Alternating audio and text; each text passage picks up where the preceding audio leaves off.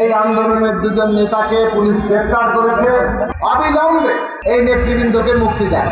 এটা কোনো ষড়যন্ত্র না, এটা তাদের দাবি দাওয়া নিয়ে আন্দোলন। এখানে আপনারা আউটসোর্সিং কর্মচারীরা তাদের বিভিন্ন সংগঠন একসাথে হয়ে আন্দোলনের কর্মসূচি দিয়েছেন। আমি জেনেছি যে গতকাল রাতে এই আন্দোলনের দুজন নেতাকে পুলিশ গ্রেফতার করেছে। আমরা মনে করি একটা শান্তিপূর্ণ আন্দোলনকে সরকারের পক্ষ থেকে কিংবা সরকারের পুলিশ বাহিনীর পক্ষ থেকে কোন রকম উস্কানি দেওয়া একেবারেই ঠিক না। কাজেই অবিলম্বে এই নেতৃবৃন্দকে মুক্তি দেয়। এখানে লক্ষ্য করেন আউটসোর্সিং কর্মচারীরা নিয়মতান্ত্রিক ভাবে আন্দোলন করেছেন। সরকার, এই অন্তর্বর্তী সরকারই তাদের জন্য একটি নীতিমালা তৈরি করেছে। এই নীতিমালার একটা বিষয় হচ্ছে যে সংশ্লিষ্ট প্রতিষ্ঠানের অনুমতি ছাড়া কাউকে ছাঁটাই করা যাবে না।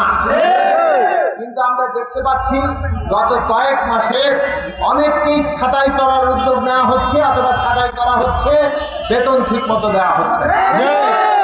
কাজেই বসুন্ধরা ডায়াপেন্ট এখন আরো উন্নত। এই hot air through top sheet দ্রুত শোষণ করে সোনামণিকে দেয় কোমল অনুভূতি।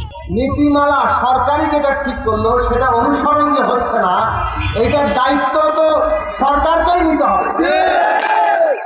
আউটসোর্সিং কর্মচারী ভাই বোনেরা তারা বেতন না পেয়ে তাদের সংসার চালানো কঠিন হচ্ছে, অনেকে ছাঁটাই হয়ে যাচ্ছেন। কাজেই তারা তাদের ন্যায্য দাবি নিয়ে নিয়মতান্ত্রিকভাবে রাস্তায় আছেন। এইটা বহুদিন পর তারা নেমেছেন। এটা কোনো ষড়যন্ত্র না, এটা তাদের দাবি দেওয়া নিয়ে আন্দোলন। কাজেই সে কারণেই আপনাদের সাথে আমি এসেছি। কোনো ষড়যন্ত্রমূলক কোনো তৎপরতা যদি এখানে কেউ করতে চান তাহলে এই দাবির ন্যায্যতা থাকবে না।